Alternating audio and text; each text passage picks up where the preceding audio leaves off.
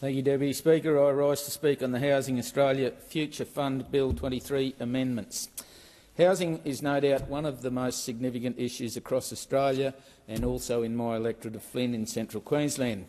However, all this legislation and amendments only provide a band-aid solution which over time will only make this problem worse.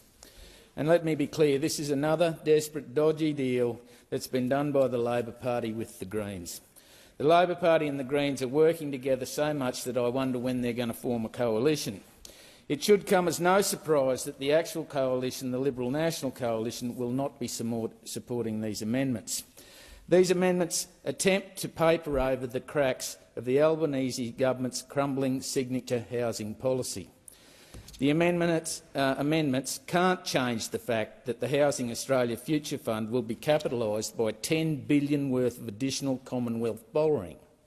These amendments can't change that increasing borrowing will add to inflationary pressures and put the economy leading to higher interest rates overall. Last October, the Albanese government announced an aspiration to build 1 million homes over 5 years. Yet multiple housing industry groups have since confirmed that this building activity is falling off a cliff. This target will not be met. Now the government has plucked another figure out of the sky, 1.2 million homes over 5 years. This is out of thin air too, knowing all well these homes too will not be built. The outcome of August's National Cabinet meeting has cemented the harsh reality that this housing crisis is going to continue and get worse under the Albanese Labor government, who has absolutely no plan on how to deal with this problem.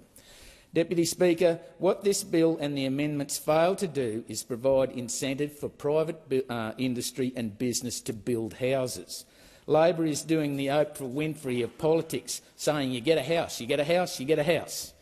Why isn't the Labor government encouraging more incentives for private businesses to build rather than copying and pasting the Karl Marx manifesto?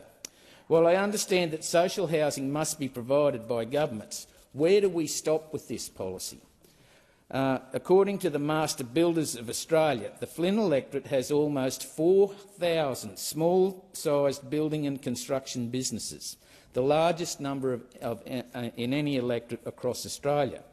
But what we are seeing is business after business go bust with no plan in sight from the government. Deputy Speaker, in a desperate last-ditch attempt to get its troubled housing bill through Parliament, the government has been forced to yet cut another deal with the Greens on the 11th of September 2023.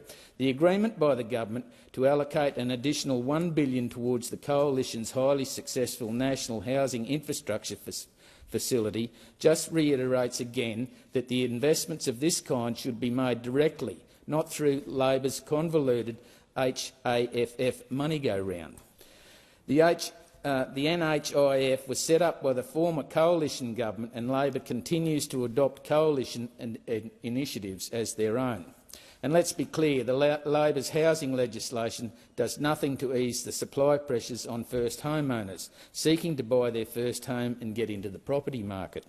It will only see Australia's housing crisis worsen, with the added inflationary pressures on the economy, ultimately leading to higher interest rates and more difficulty for those Australians looking to enter the housing market.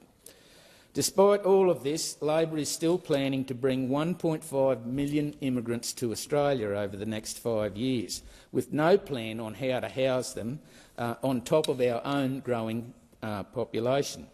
It's clear that Labor's recent deal with the Greens is nothing more than a political stunt, which is typical of a government reliant on Greens' preferences in order to be re-elected, and more disappointingly, a government that is completely out of touch with Australians facing the real hardships and painful costs of living pressures.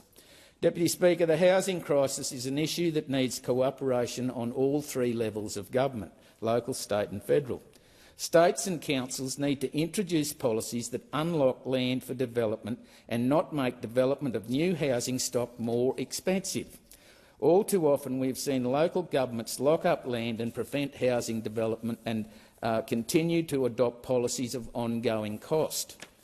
Deputy Speaker, we need to be thinking of policies that support the Australian dream of home ownership, And I wish to conclude by saying that I will not be supporting these amendments. Thank the member for Flynn.